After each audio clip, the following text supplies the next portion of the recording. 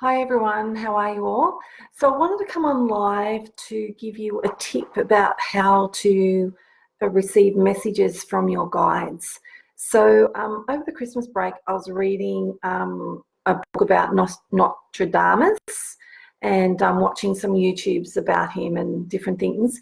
And he was saying that for him personally, he found water was his connection to getting messages from his guides or his visions.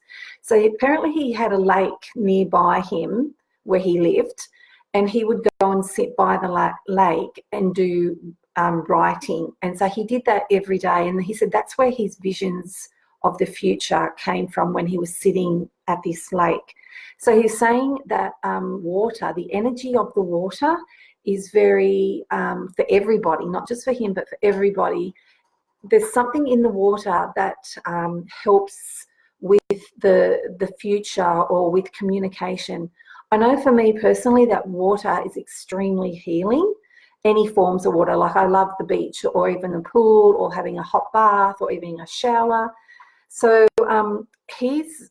through him, he's saying that if you want to build up your, well, he's talking about visions for the future, but I'm saying for you to start building up a stronger bond with your guides and be able to start to communicate with them more, if you use the element of water to help you. So even, if you have water like a pool or the beach, go there with a notebook and start writing with your guides. Even in a hot bath, writing with them. And so this was Nostradamus was so big about, was that's when he got all his visions about the future, was when he was via water. It didn't seem to really work for him when he wasn't via water. So so maybe try that. You might want to, like, I'm a big believer on doing journaling or automatic writing with your guides anyway, just to build up that communication bond with them. And so even try being near water. So as I said, you might, if you have a pool in your backyard, or have a nice hot bath and take your book with you, go for a swim, go to the beach. Anything like that. Even, setting the intention before you even get into the shower. Maybe you could set the intention about, okay, I'm in the shower to connect with my guides, so when I get out I can start some journaling. So the water is very cleansing and clearing, and then when you get out you can start your journaling as well. So I know that he just mentioned so much about water. So I don't know if you don't have access to water near you. I know in Broken Hill I don't have access to water, but maybe I could go to my local swimming pool, or even things like that as well. Possibly even having a if you have a bowl with water, maybe having that bowl with water and setting the intention that you're going to start communicating with your guides. I know this sounds really weird and wacky.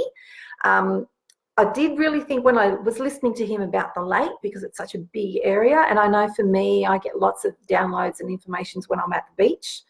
So if you don't have access to them, maybe have a play around with access of water at a pool, or when you're getting in and out of the shower. I thought the idea of actually channeling or communicating with my guides when I'm in the bath, I usually have the nice hot bubble bath and put on the meditation music to chill out, but I'm going to try having the notebook, and hopefully they don't all end up in the water. So yeah, give these little tips a go and let me know how you go. I know that everyone knows who Nostradamus is, and that he predicted so many futures.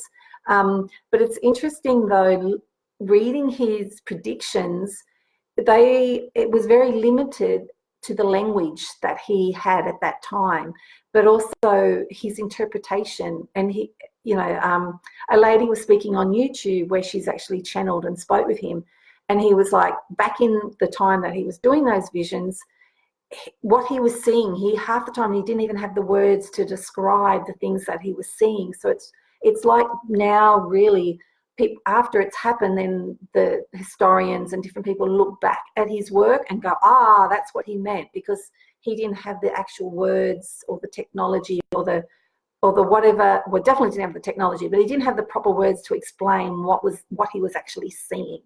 So it's been a very interesting reading his book and his interpretations of lots of the things for the future as well. Definitely expands your mind and gives you like a bit of a headache. You're like, oh my God, you can only read little bits at a time to digest it. It's like your brain's got to have some time to digest. So that's my little tip for today. If you would love to, I know lots of you want to know how to communicate with your guides better, how to build up that bond. I still love all the other ways, of talking with them for synchronicities, the number patterns. They're all ways that are easy for your guides to communicate with you through those. But then also using the oracle cards, doing a daily card and reading the answer in the book. That's also another great way for your guides to communicate with you. Meditation is, I'm a big fan of meditation. It's totally changed my life. But also the thing that I love the best and that built my communication bond the easiest and the best way, the strongest, the quickest, was through the journaling, where I would sit down every day and start writing with my guides. And at first, I would just start with writing my name over and over and over, and it felt like freaking forever. But eventually, it was more like 10 seconds. I would start to hear them in my mind as I was writing, and then I'd just write the words. And I noticed the more regular, like when I first started this, it was probably only 2 sentences I got. And then over the days, I noticed by the end of the second week, I was writing like an A4 piece of paper. And even at times I went into like a trance state, because when I'd come home from work, I'd go back and read what I'd written. I was like, oh my God, I don't even remember writing that stuff.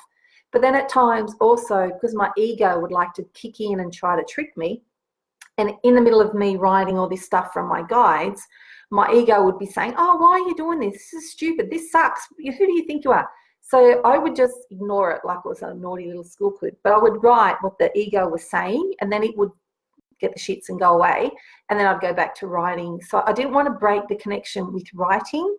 So if I did that and listened to my ego, that connection is broken. So I would just keep writing. And so it was often funny reading what I had written, where it was nice and lovely and, everything's positive and rosy. And then the next bit is, this sucks, this is stupid. I'm like, oh my God, that's my ego kicking in.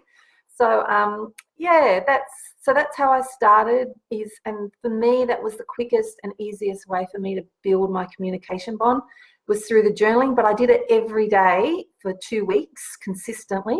And when I first started, it was probably 5 minutes. It was really quick.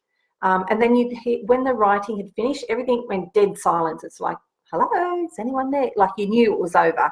And then slowly as I did it, it probably went from 5 minutes to about 10 minutes. Yeah, even now when I do the journaling, it's not like 30 minutes or an hour for me. It's probably more like 10 minutes. But it builds up. So, and any of you that already do the writing or the journaling, you'll probably find it's a lot easier for you to start doing that activity with your guides and getting information. But everyone needs to start somewhere, and it's all like, when we learn to ride a bike, you get in, you have a go, and you've got to be persistent and keep trying and going back. And that's one of the activities that really helped me build my bond with my guides. After 2 weeks, or by about the second week, I actually started asking them 100,000 questions. So I'd write the question and write the answer, and write the next question and write the answer. And that was a bit that I loved, because I could actually ask all these questions I had in my mind. But I couldn't do that at first, because I had to try to build up a bit of that bond. So it's a bit like, if you imagine your bond with your guides, it's like a bit of gold thread. That's how it starts. And then you as you're doing this activity each day, and over the weeks and months, it actually then turns into that hollow plumb piping where information can flow back and forward. So it flows into me, and then it flows from me back out to them. So this is what these activities are really helping to change your bond with your guides, from that thin piece of wobbly string to this open, hollow plumbing pipe sort of thing, where the messages just flow freely back and forward. Okay, so have a go at doing all that. Try to incorporate the water in as well. When I think, actually, I've been thinking, because when I get channeled messages, Usually I'm at the beach, which I don't get to go to the beach very often. But also when I've had my feet, I know I've gone to a friend's place and I've put my feet in her pool. And yeah, I think I was, and that's when I got channeled messages and I just started writing them out. I know for me, when I get channeled messages, it's through writing. It's not so much that I hear it and then can just talk it freely. I've got to actually write it down first. Yeah. Okay, so thank you everyone for listening and for your comments. Let me just have a little look. Hello, Kylie and Kerry and Amanda and Abby and Jennifer. It's great to see you all here. Thank you. So yeah, I'd love to see if you've tried doing some channeling or communication with your guides using water, the element of water, or maybe you can give it a go today and let me know how you go with it. All right, I'll catch you all later. Bye.